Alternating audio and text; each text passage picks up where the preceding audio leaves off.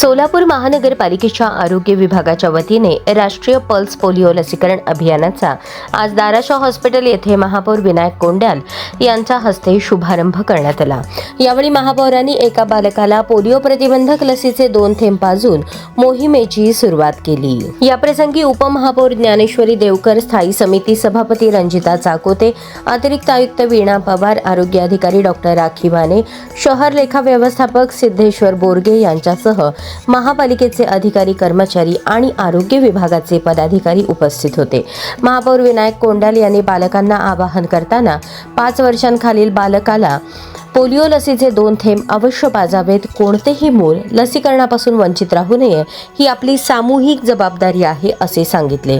महापालिकेच्या आरोग्य विभागामार्फत शहरभर विविध लसीकरण केंद्रे तसेच फिरत्या पथकांद्वारे 5 वर्षांखालील सर्व बालकांना पोलिओ प्रतिबंधक लस देण्याची व्यवस्था करण्यात आली आहे।